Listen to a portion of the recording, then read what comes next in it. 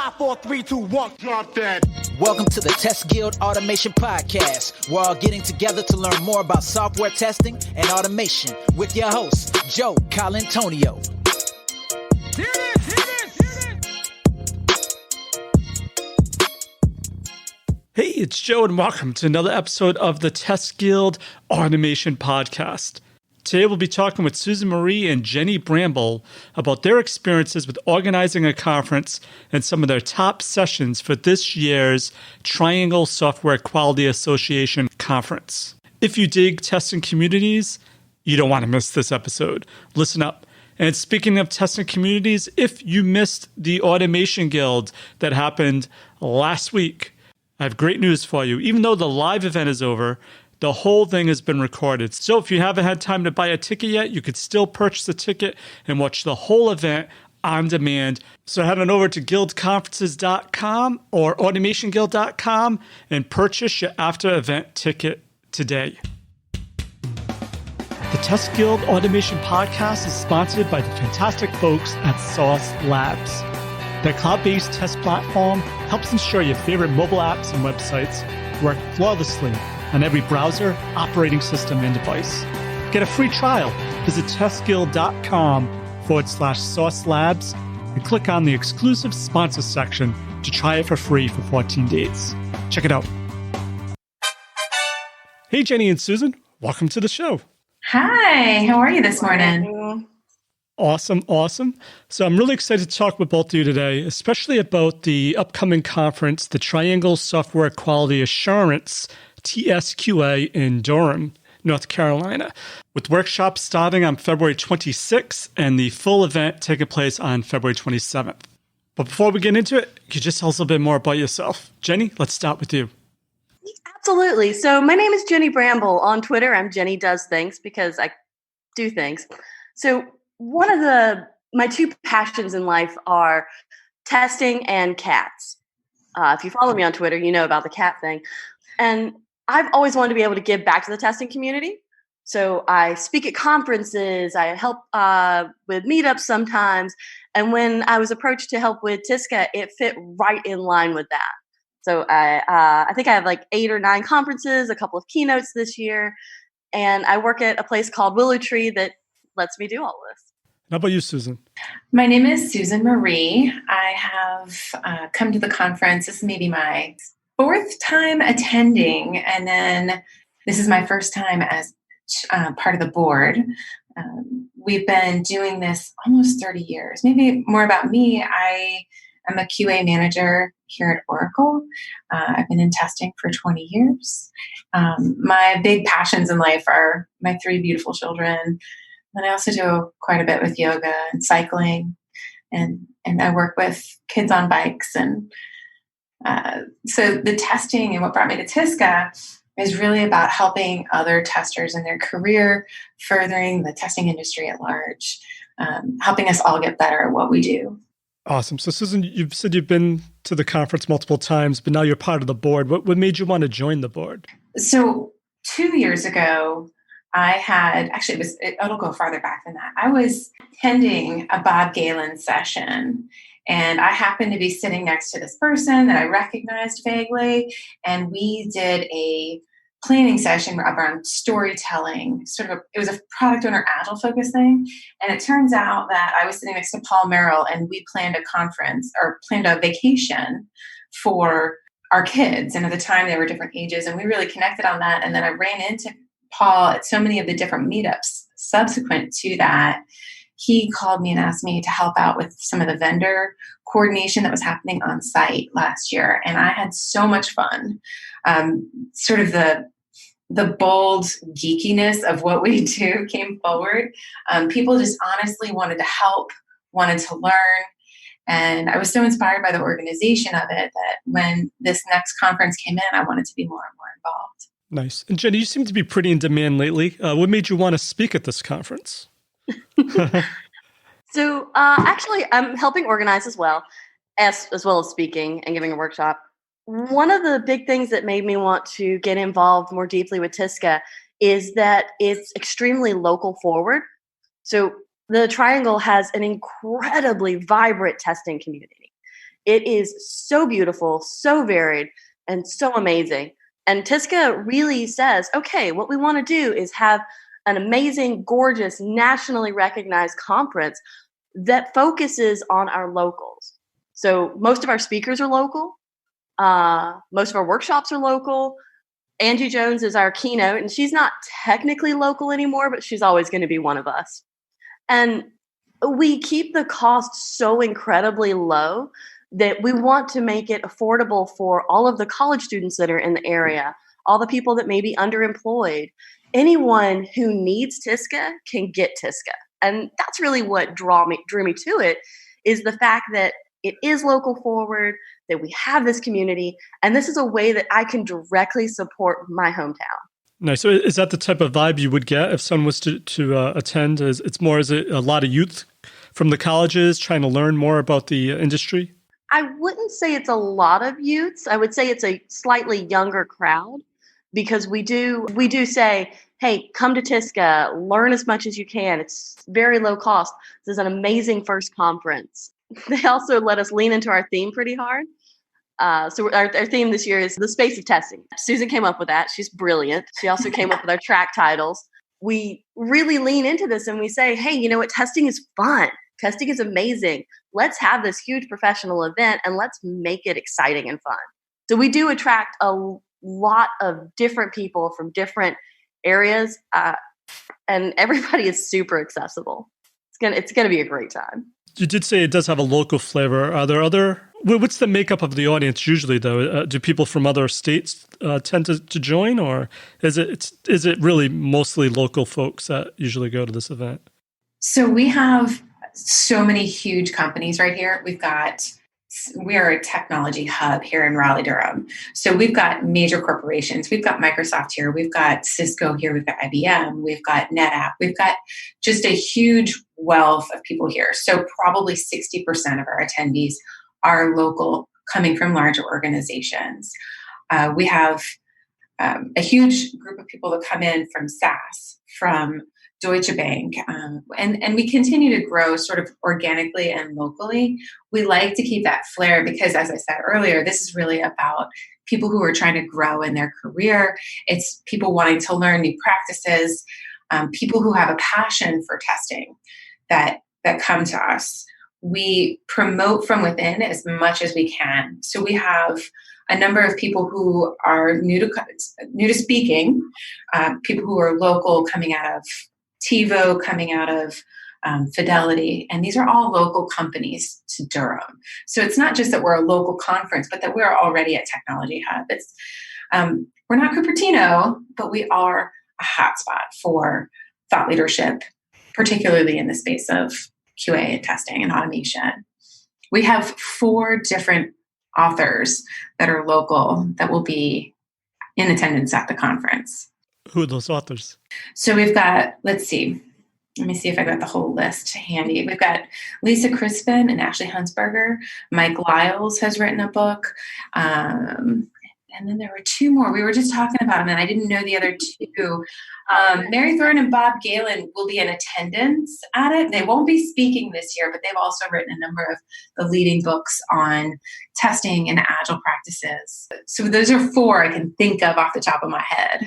So you did mention there are a lot of companies in that area. Is this a good conference for folks to go to network, maybe find a job? Is that something that tends to happen? Oh, absolutely.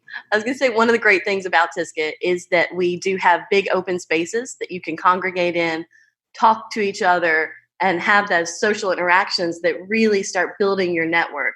It's fantastic for people that are unemployed, underemployed, or are just looking to see what's out there in the testing community. And because, it's the South, we're all extremely nice and polite. And striking up a conversation is so easy with everyone. Very cool. And so it sounds like this is an independent conference. It's not like it's run by a big company behind the scenes. So does that give it it's like an indie kind of feel as well? 100%. We are resisting having any of the larger corporations come in and really partnering with us. We want their support, but we really want to continue this to be a local conference. We think that's part of what makes it great, is getting into the local. In fact, we're trying to even go as far as making sure that lunches are all locally grown and locally sourced. Just planning online conferences by myself, I find very difficult. How did the two of you plan an event like this? How did you come up with this lineup? We've had a blast, frankly. Jenny, I want you to tell the story. Go ahead. It's been really wonderful. You're right. Organizing a conference is so much harder than I expected. But, there was one night where we had a meetup, and then Susan and Adrian and I sat down with a big giant TV and a glass of wine, and we just went through all the speakers. We talked about the proposals that we were seeing. We made comments on them, and we really started hashing out how we could work together and how we could pull the best pieces out of our community and showcase them at TSQA. It was really a lot of fun. I think we were there until like 10 or 11 at night. The cleaners were coming through. We were just having a lot of fun with it. We did a couple of sessions even like that. Yeah. We had 132 submissions from across the world. We had people from just all walks of life, all countries. We had people who would really lean into our theme. It was super difficult. So Jenny proposed this pointing scaling system, and we had to decide.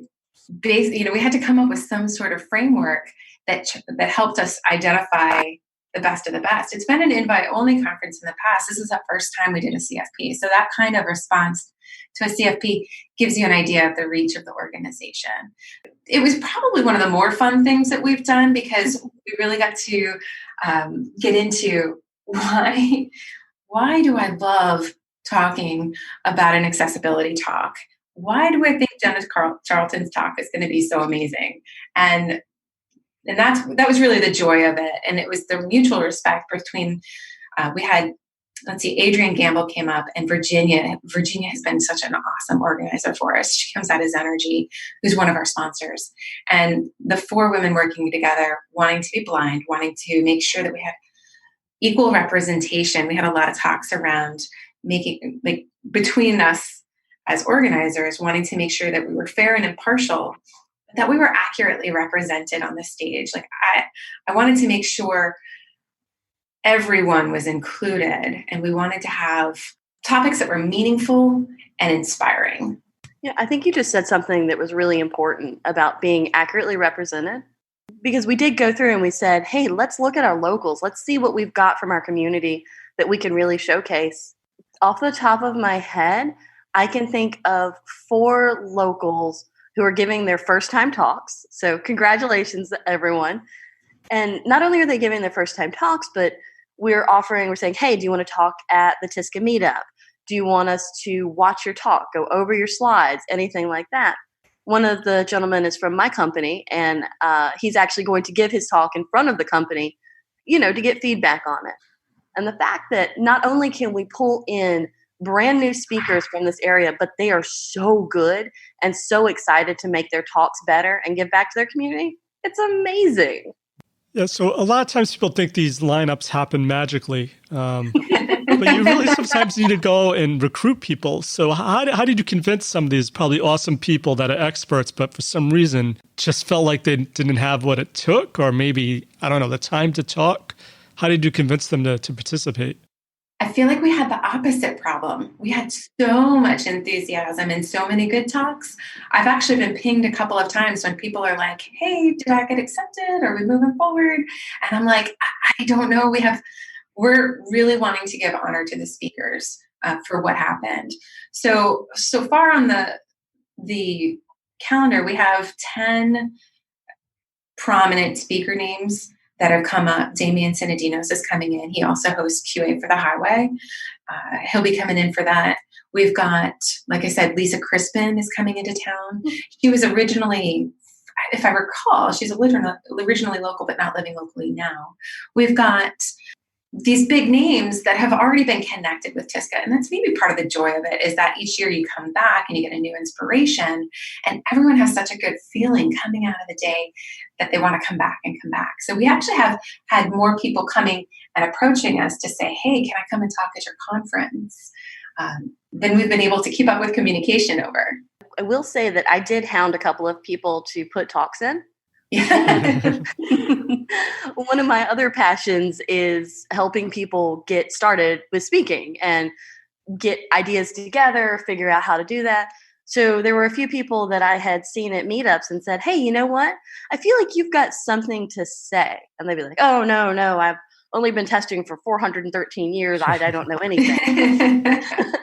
So I would say, I was like, okay, what can you talk to me about unprompted for 10 minutes? And they're like, oh my gosh, I could tell you about this, that, or the other, or here's something that I just did at work. And I'd be like, okay, great. So we just talked for 10 minutes about this. If you went out and did a couple hours of research, you could take that 10-minute talk and transform it into a 30-minute talk. If you did a few more hours of research after that or had another experience, it's a 45-minute, it's a 60-minute. You've got a workshop on your hands now.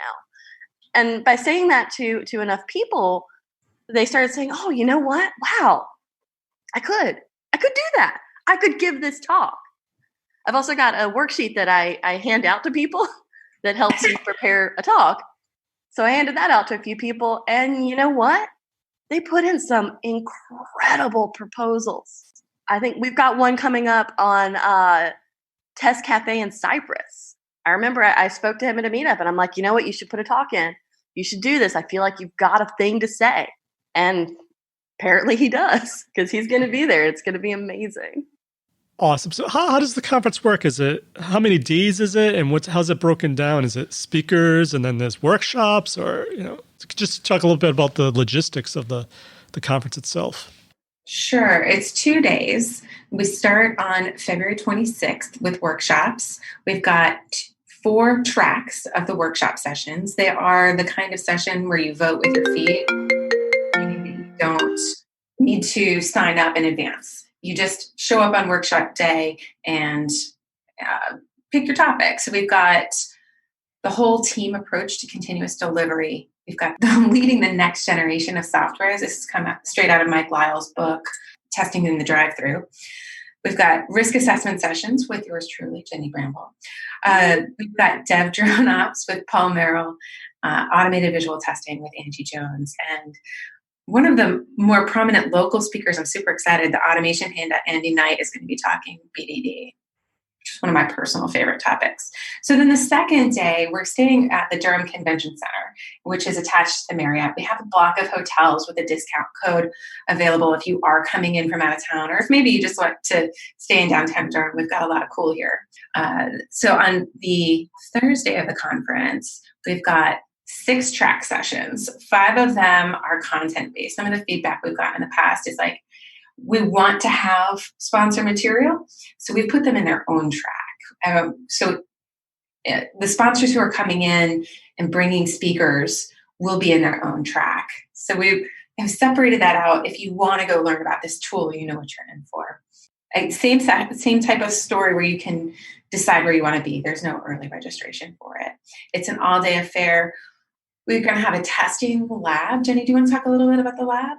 Yeah, so AST, the Association for Software Testing that puts on CAST, is going to be here doing a software lab. I'm very excited about this. Essentially, they're going to be there all day on the sessions day. They'll have their own room. They're going to have a few tables. They're going to have some interesting things to do. They've talked about doing a security challenge, a bug hunt challenge, and just it's going to be a place where you can come, do some actual hands-on testing, talk about some of the things that you've learned in some of the sessions, and really get some experience in something maybe you haven't done. Like, I haven't done a lot of security testing. It's just not been something that's filtered its way into my career. So I'm hoping that I can take some time and go hang out with them and really do this testing style that I haven't had a chance to do yet. Yeah, so you do have a lot of workshops going on. So are they all day ones? Are they half-day workshops? We have 2 full day and 4 half days. I signed up for a half-day workshop because I think I would be exhausted at the end of giving a full-day workshop.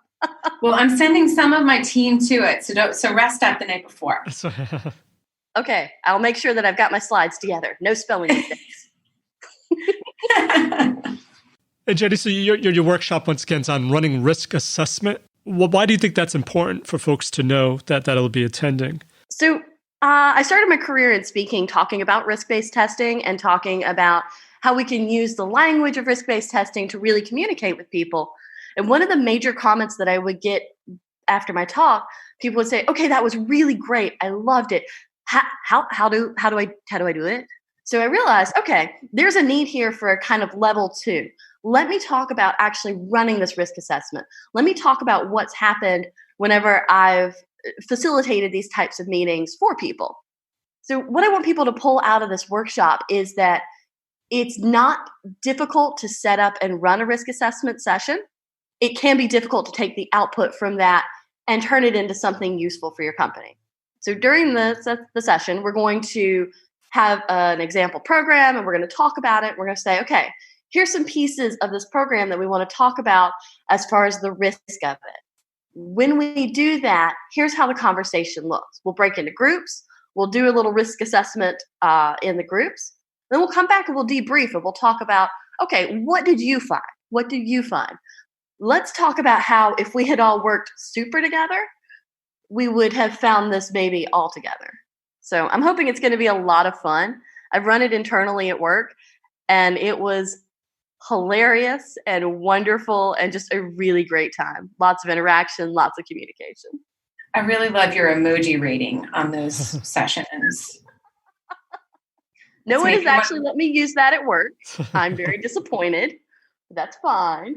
I actually put it at my organization, so I liked it. Susan, I love how much you've got my back. It's only because you bring all the inspiration to the table. And this is one of the reasons she and I work so well together is because we have a lot of mutual respect and we can have a difference of opinion.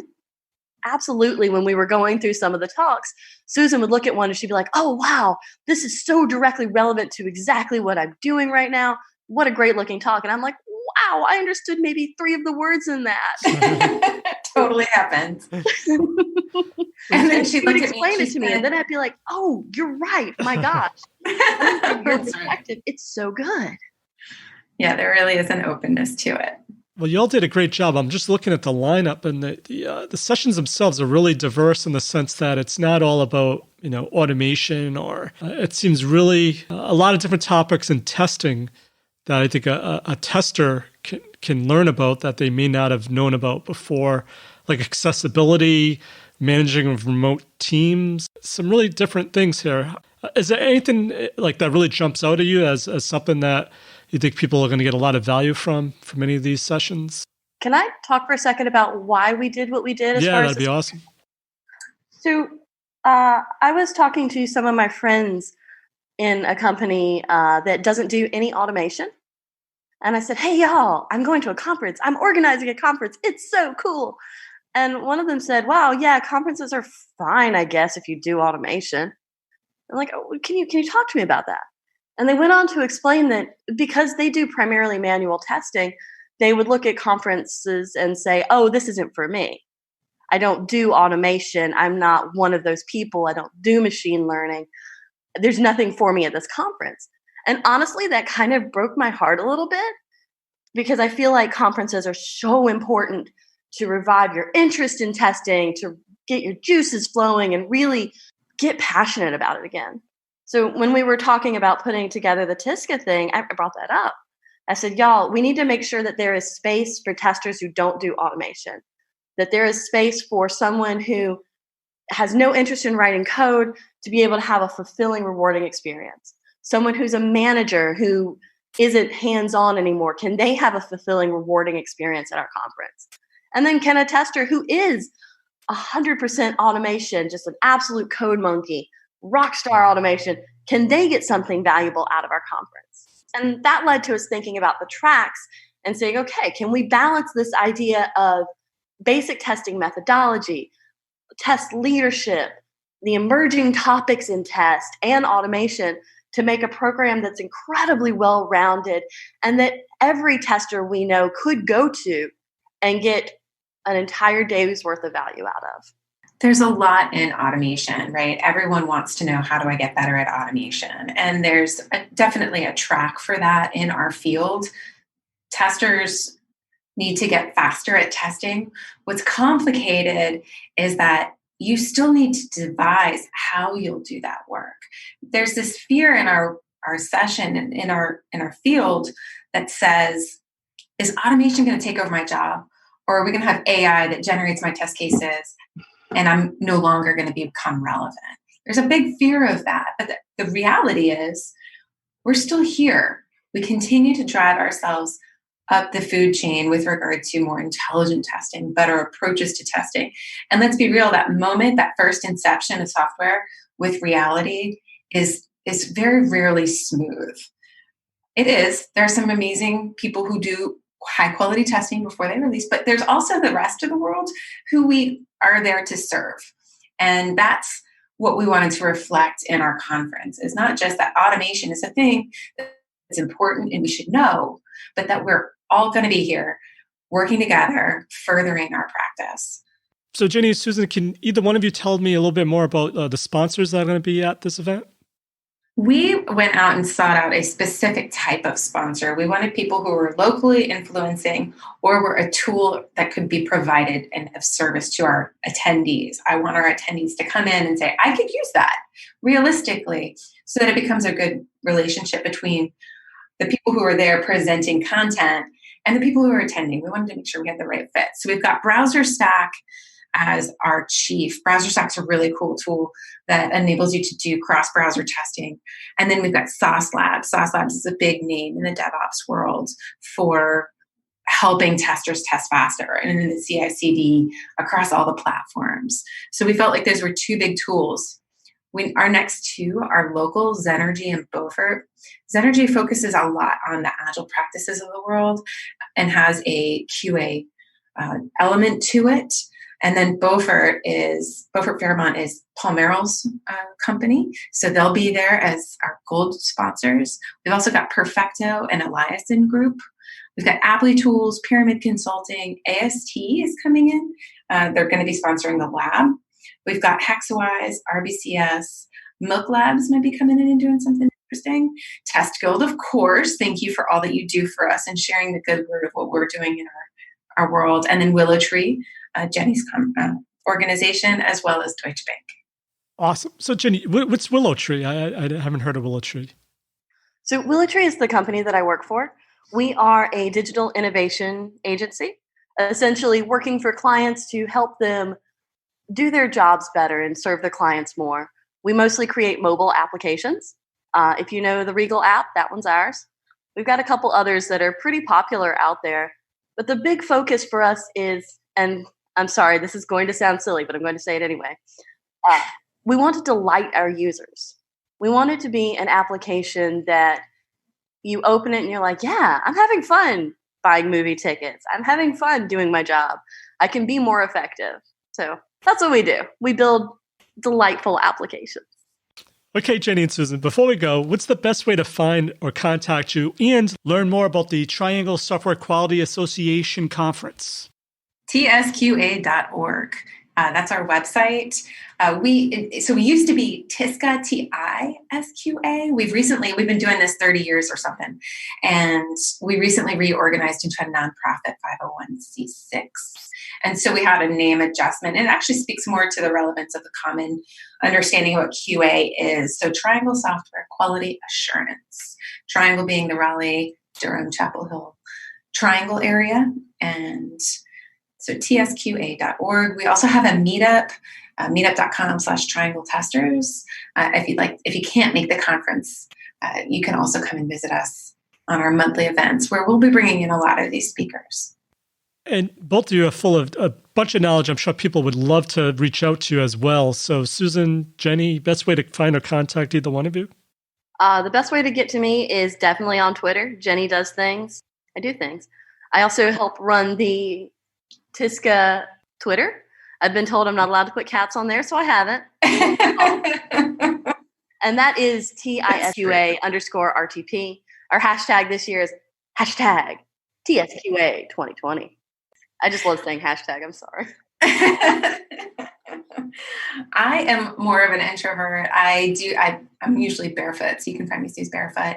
But mostly what you'll find there are my passions for cycling and yoga. Professionally, I am behind the meetup Triangle Testers and also on the LinkedIn TSQA membership group. So if you are interested in that, find us Triangle Software Quality Assurance on LinkedIn and you'll connect to me. Thank you, Susan and Jenny, for your testing awesomeness. For links to everything of value we covered in this episode, head on over to testguild.com/A291. And while you're there, make sure to click on the Try for Free Today link under the exclusive sponsor section to learn all about Sauce Labs' awesome products and services. And as I mentioned at the beginning of the show, if you missed Automation Guild 2020, no worries. You could still buy an after-event ticket and get recordings to the full event and watch all the sessions on demand. To do that, just head on over to automationguild.com and buy your after-event ticket today. So that's it for this episode of the Test Guild Automation Podcast. I'm Joe, and my mission is to help you succeed with creating end-to-end, full-stack automation awesomeness. As always, test everything and keep the good. Cheers. Thanks for listening to the Test Guild Automation Podcast. Head on over to testguild.com for full show notes, amazing blog articles, and online testing conferences. Make sure to subscribe to join the guild and continue your testing journey. This has been a Joe Colantonio production.